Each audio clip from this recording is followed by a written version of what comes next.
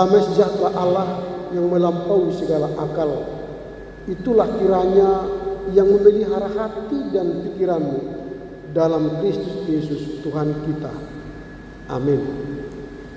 Firman Tuhan yang akan kita dengar dan renungkan dan hidupi dalam rangka merayakan minggu ke-7 setelah Trinitatis tertulis dalam kitab Ester pasal 9 ayat 11 hingga ayat 19. Demikian tertulis, saya baca dari Alkitab terjemahan baru 2. Pada hari itu juga jumlah orang yang terbunuh di Puri Susan disampaikan ke hadapan raja. Lalu titah raja kepada Ratu Ester, di Puri Susan saja orang Yahudi telah membunuh dan membinasakan 500 orang serta ke-10 anak Haman. Di daerah-daerah kerajaan yang lain, entah apa yang mereka lakukan. Apakah permintaanmu sekarang? Niscaya itu akan dikabulkan. Apakah keinginanmu lagi? Niscaya itu akan dipenuhi. Jawab Ester, jika baik pada pandangan raja, izinkanlah orang Yahudi di Susan besok juga berbuat sesuai dengan undang-undang ini, dan hendaklah ke-10 anak Haman itu digantung pada tiang. Raja memerintah untuk berbuat demikian. Undang-undang pun dikeluarkan di Susan, dan ke-10 anak Haman digantung. Orang Yahudi yang di Susan berkumpul lagi, dan pada tanggal 14 bulan Adar dan membunuh 300 orang di Susan. Tetapi mereka tidak mengulurkan tangan atas barang rampasan. Adapun orang Yahudi lainnya yang ada di daerah kerajaan berkumpul dan mempertahankan nyawanya, lalu aman dari musuhnya. Mereka membunuh 75.000 orang di antara orang-orang yang membenci mereka. Tetapi mereka tidak mengulurkan tangan atas barang rampasan. Hal itu terjadi pada tanggal 13 bulan Adar. Pada tanggal 14 mereka berhenti dan menjadikan hari itu hari perjamuan dan sukacita. Akan tetapi orang Yahudi yang di Susan berkumpul baik pada tanggal 13 maupun tanggal 14 bulan itu. Mereka berhenti pada tanggal 15 dan menjadikan hari itu hari perjamuan dan sukacita. Oleh sebab itu, orang Yahudi pedesaan yang tinggal di perkampungan merayakan tanggal 14 bulan Adar sebagai hari sukacita dan hari perjamuan serta hari gembira untuk mengantar makanan. Demikian firman Tuhan, mari kita sambut dengan nyanyian.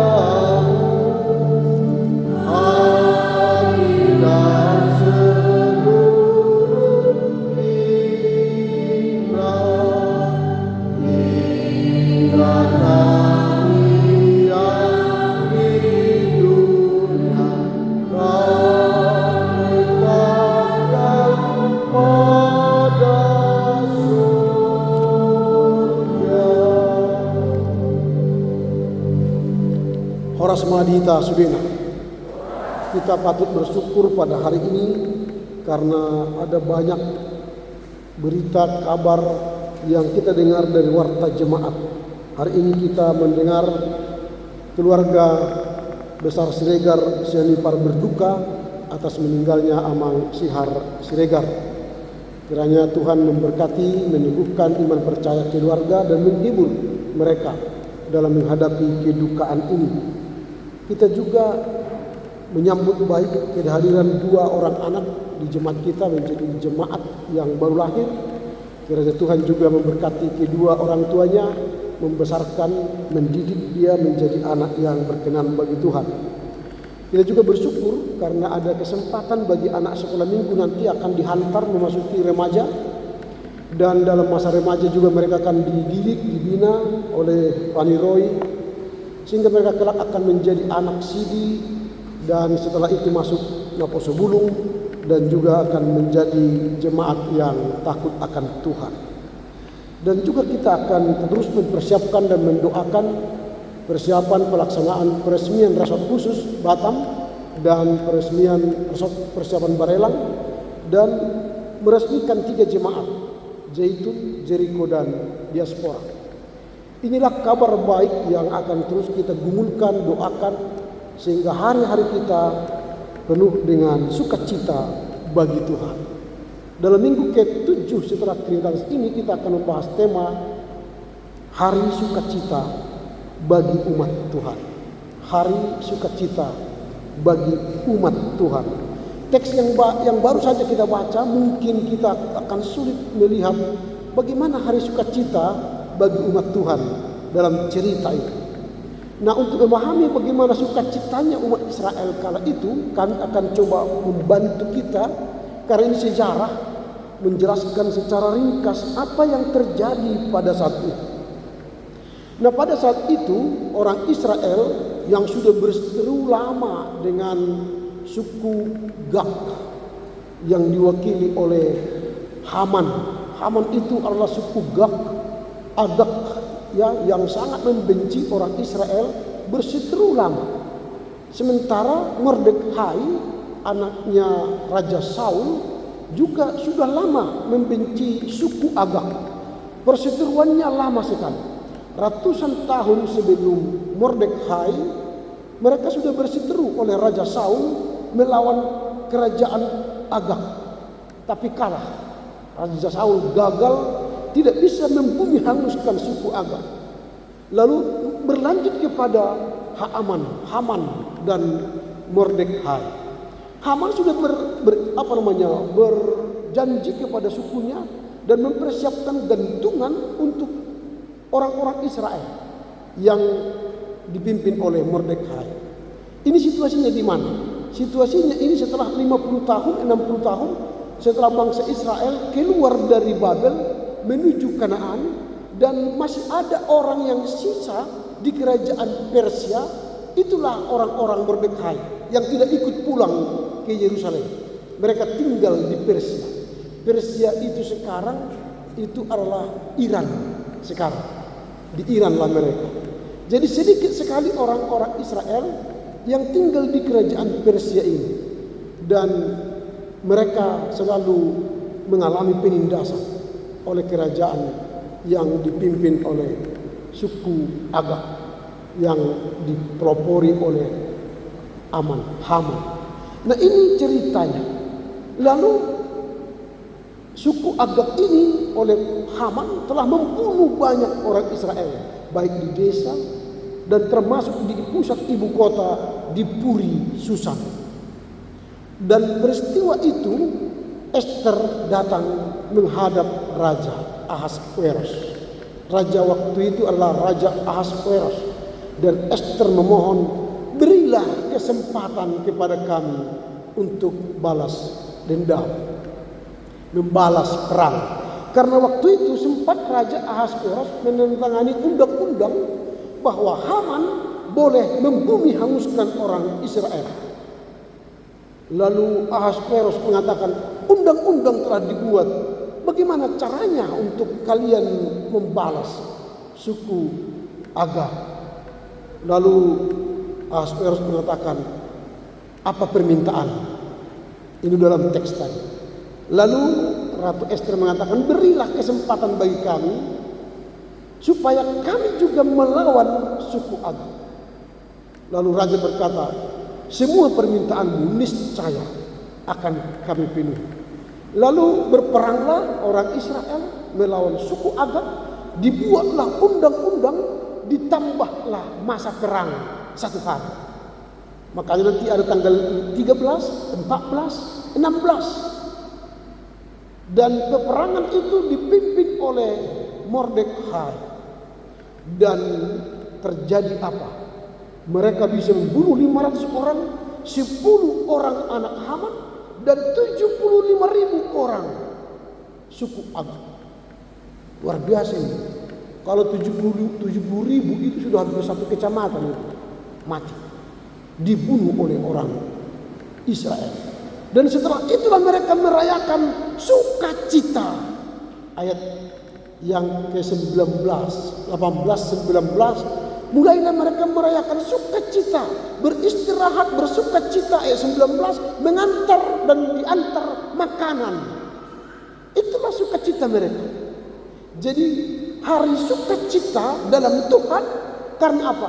Tuhan telah mendengar jawaban doa permohonan mereka sehingga mereka bisa membalas suku Agag dan membunuh mereka secara luar biasa.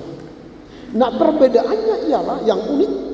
Kalau biasanya suku Agag melawan suku Israel, kalau kalah maka akan mereka ambil pampasan perang, harta dan semua milik Israel. Tapi kali ini Mordekai orang Israel memerintahkan jangan menyentuh, mengambil pampasan perang. Sehingga mereka menang terhormat, tidak menjarah, tidak mengambil harta untuk kemenangan mereka. Beda dengan Raja Saul ratusan tahun yang lalu, 1 Samuel 15. Ketika Raja Saul menang, mereka merampas semua harta yang mereka kalahkan. Memang itu biasanya hukum perang. Siapa yang menang, dia akan menguasai harta, pampasan perang. Itu biasanya. Tapi kali itu mereka tidak mau mengambil harta dari orang-orang suku Agag. Nah, inilah sumber cerita bagaimanakah kita hari sukacita bagi umat Tuhan. Itulah konteksnya kala itu. Nah, sekarang dari perikop yang kita baca tadi ada beberapa pelajaran yang hendak kita lihat. Yang pertama, teologi pembalikan keadaan. Teologi pembalikan keadaan. Nah, orang Israel yang setia kepada Tuhan, yang tinggal dalam kerajaan Persia, kendati mereka disesah, ditindas, mereka dijolimi, mereka tidak diberi kesempatan merdeka melakukan kehendak dan kehidupan mereka menyembah Allah Israel, tetapi mereka tetap setia kepada Tuhan. Tadi lagu Napa sebelum kan, tetap setia. Karena kesetiaan itulah yang menentukan apakah kita bersukacita atau tidak. Kalau kita ragu-ragu, maka kesetiaan kita hancur, maka kita tidak akan mendapatkan sukacita besar. Misalnya seperti ini soal setia ya. Di sini ada seorang penggali supaya ini tembus ke sini mendapatkan harta karun di sebelah tembok ini. Dia sudah gali, sudah puluhan tahun dia menggali supaya tembus harta karun ini. Tetapi sekitar 1 meter lagi supaya tembus, dia berhenti, tidak mau lagi menggali. Sudah puluhan tahun aku menggali supaya tembus mendapatkan harta karun ini. Udahlah, enggak mungkin lagi mendapat harta karun. Dia pulang. Padahal tinggal 1 meter lagi tembus. Lalu apakah dia pulang bersukacita? Tidak. Dia pulang bersungut-sungut, menyalahkan dirinya, menyalahkan keadaan, menyalahkan Tuhan, menyalahkan keluarga, menyalahkan orang lain. Dan dia pulang dengan emosi, pulang dengan ketakutan, pulang dengan keraguan, pulang dengan kecemasan. Tapi coba dia setia, terus menggali, tinggal 1 meter lagi dia akan mendapatkan kebahagiaan, mendapatkan harta karun, mendapatkan hal-hal yang dia inginkan selama ini. Kita pun kalau beriman, jangan berhenti di tengah jalan. Karena ada banyak pergumulan, ada banyak tantangan, ada banyak masalah. Akhirnya kita mengatakan, sudah 60 tahun aku Kristen, tidak adanya bahagia di tengah kehidupanku. Udahlah, akhirnya dia ganti iman. Padahal tinggal sedikit lagi dia sudah akan menerima kebahagiaan yang sesungguhnya. Maka Tuhan menuntut kesetiaan. Kau dapati aku tetap setia. Itu lagunya kan? Bukan kau dapati aku punya harta, punya mobil, punya rumah, punya jabatan. Tidak. Yang dilihat Tuhan dari kita ialah kesetiaan.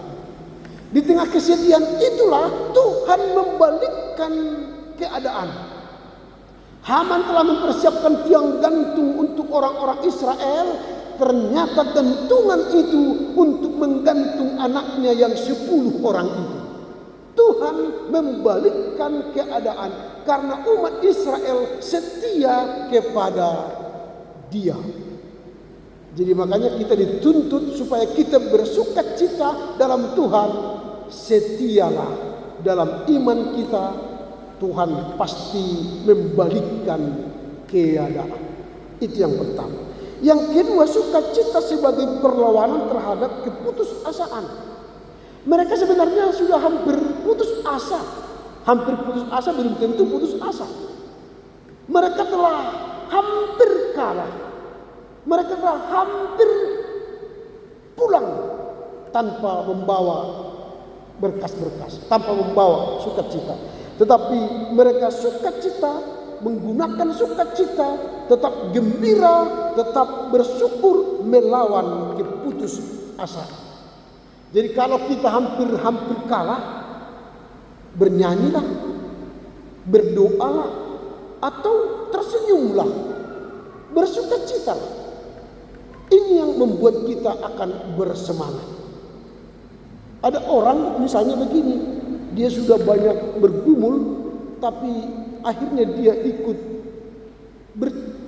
bersusah hati mengikuti pergumulannya. Wajahnya akhirnya cemberut, berkerut. Akhirnya nanti cepat tua kita. Kalau setiap hari begini wajah kita karena penderitaan, karena persoalan, wajah kita bertemu orang pun kita begini terus begitu. Akhirnya cepat tua. Wajah kita pun cepat berkeriput. Tapi kalau wajah kita senang, bersukacita, padahal banyak pergumulan dalam hidup kita, setiap bertemu orang senyum, tertawa, bergembira, padahal banyak pergumulan yang kita hidupi, maka kita akan berhasil melawan penderitaan itu. Itulah yang dilakukan oleh Israel. Sukacita mereka gunakan melawan keputusasaan.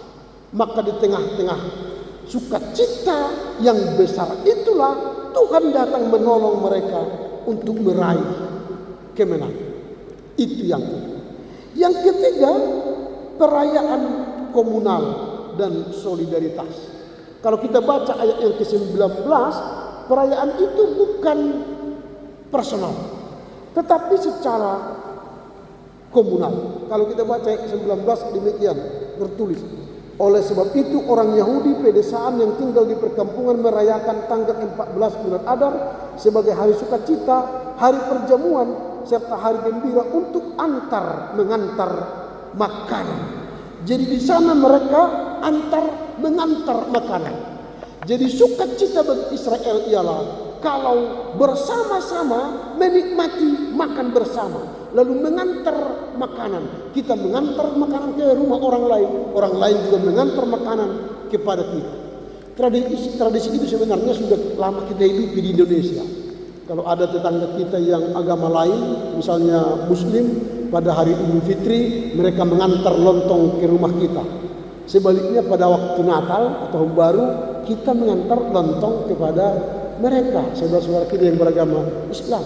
Itu mengantar makanan berarti sukacita bersama. Nah itulah yang dirasakan oleh umat Israel. Ketika mereka menang pada tanggal 16, 15 bulan Adar itu, mereka mengantar makanan. Berarti sukacitanya bukan personal tapi komunal. Itulah kalau kita merayakan hari sukacita bagi Tuhan, bukan untuk personal. Nah pertanyaan kita sekarang ialah, mengapa umat Israel mampu bersukacita di dalam Tuhan? Apa yang membuat mereka bersukacita di dalam Tuhan. Yang pertama alasannya karena mereka lepas dari ancaman genosida. Sebenarnya mereka yang harus dibunuh mati dibersihkan oleh Haaman, suku Agag tadi. Tapi yang terjadi ialah mereka yang membumi hanguskan suku Agag. 75.500 orang, 300 orang, 10 orang anak Haman dibumi hanguskan oleh Mordekhai, suku Benjamin itu. Nah itu yang pertama, mereka bersuka cita karena Tuhan telah menjawab doanya. Mereka bisa hidup walau minoritas dan mereka menang melawan suku Agag. Itu yang pertama. Yang kedua, mengapa mereka bersuka cita dalam Tuhan? Karena kemenangan atas musuh yang membenci mereka selama ini. Selama ini mereka selalu dihantui oleh Haman, selalu dihantui oleh suku Agag. Sekarang mereka telah terbebas, maka mereka bersuka cita di dalam Tuhan. Yang ketiga, karena restu atau istirahat dari kekacauan. Selama ini mereka dikejar-kejar, maka sekarang mereka beristirahat. Kalau kita baca ayat 18 dikatakan begini.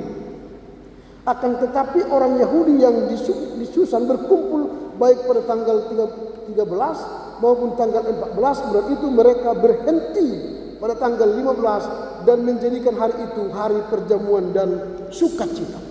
Sehingga mereka tidak ada lagi orang yang memberikan kesusahan kepada mereka. Mereka tidak takut lagi karena mereka telah berhenti, tidak ada peperangan. Mereka sudah menang. Itulah makanya mereka bersuka cita bagi Tuhan. Yang berikut karena semangat kebersamaan dan solidaritas. Tadi di ayat 19 mereka antar makanan, saling menikmati kebersamaan. Itulah solidaritas yang membuat mereka bersuka cita kepada Tuhan. Apa yang hendak kita renungkan dan bawa pulang dalam minggu ke-7 Trinitatis ini? Sehingga kita pulang, aku akan bersuka cita di dalam Tuhan. Di dalam rumah tanggaku aku akan bersuka cita. Yang pertama, percayalah pada pemeliharaan Allah yang tersembunyi. Saya ulangi, percayalah pada pemeliharaan Allah yang tersembunyi. Kitab Ester ini unik. Kalau kita cari nanti dari pasal 1 sampai pasal terakhir, tidak ada satupun kata Allah dalam kitab Ester. Allah seolah-olah menyembunyikan diri dari cerita Ester. Tetapi Allah yang tersembunyi itu menolong Israel meraih kemenangan sejati. Mungkin kita pun dalam penderitaan yang kita alami, persoalan yang kita alami, pergumulan rumah tangga kah, pergumulan anak, pergumulan ekonomi, pergumulan pekerjaan, seolah-olah Allah tidak tampak dalam kehidupan kita. Jangan ragukan pemeliharaannya. Allah yang tak kelihatan itu, Allah yang tersembunyi itu memelihara kita, memberkati dan menolong kita dan membuat kita bersukacita dan berkemenangan. Amin. Ini yang pertama, kita percaya pada pemeliharaan Allah yang tersembunyi. Yang kedua, merayakan kemenangan Kristus. Jadi kalau tadi dikatakan oleh orang Israel sudah hampir mati, mereka tidak lagi bisa bangkit, maka ketika kita melihat cerita tentang Kristus setelah dia mati di Golgota, para murid ketakutan mengunci pintu. Tapi ketika Yesus bangkit dari kematiannya, maka mereka bersuka cita di dalam Tuhan. Bagi kita kemenangan Kristen bukanlah soal kemenangan pembantaian 75.000 orang. Bukan itu kemenangan kita.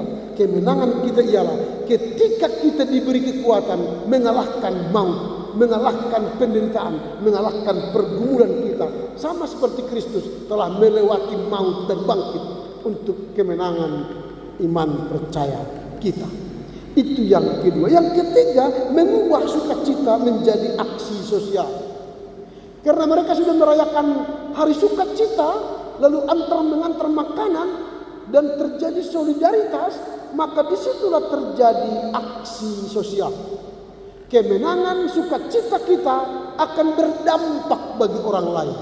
Kalau saya lulus menjadi sarjana, undanglah makan bersama-sama keluarga handai tolan tetangga untuk merayakan kelulusan saya.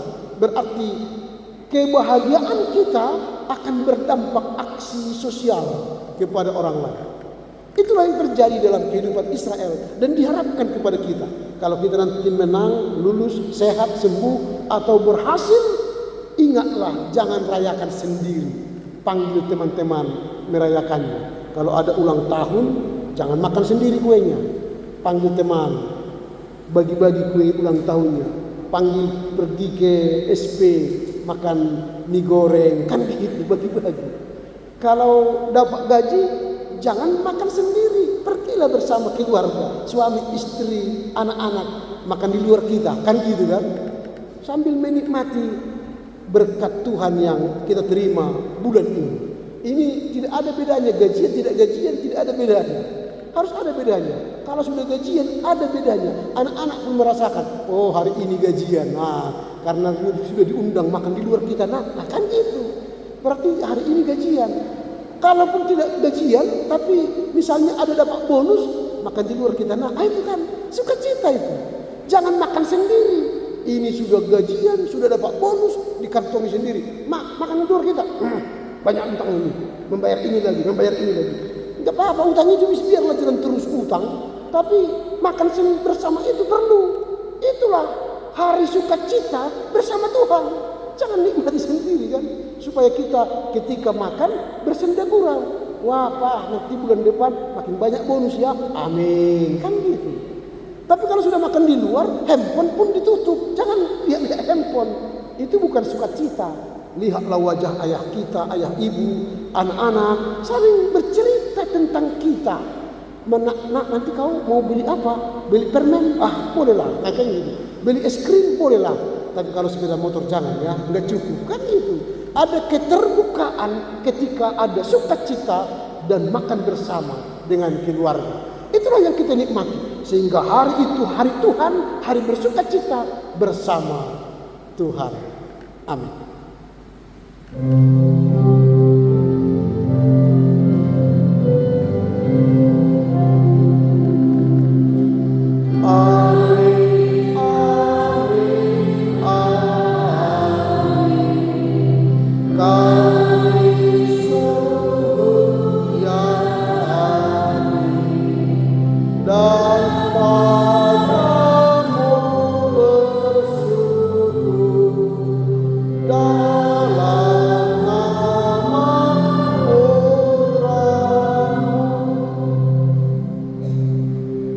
Terima kasih Bapa, kami telah dikenyangkan oleh sabda-Mu, sehingga kami boleh bersukacita di dalam Tuhan. Sama seperti Mordekai dan orang Israel bersukacita atas kemenangan yang mereka raih, karena Tuhan menolong mereka berjuang untuk mencari kebebasan, sehingga mereka Engkau beri kemerdekaan dan bersukacita karena Tuhan. Kami juga berharap Tuhan menolong kami dari tempat-Mu yang tersembunyi yang tak kami lihat, untuk membebaskan kami dari pergumulan kami, penderitaan dan persoalan kami, sehingga kami meyakini bahwa Allah dari tempat yang tersembunyi memelihara kami. Bahkan kami boleh merayakan kemenangan demi kemenangan bersama Kristus yang bangkit dan mengubah sukacita kami menjadi aksi sosial, sehingga kami juga berdampak bagi setiap orang yang bersama kami. Mampukan kami memahami firman-Mu ini serta melakukannya dalam kehidupan kami hari demi hari. Amin.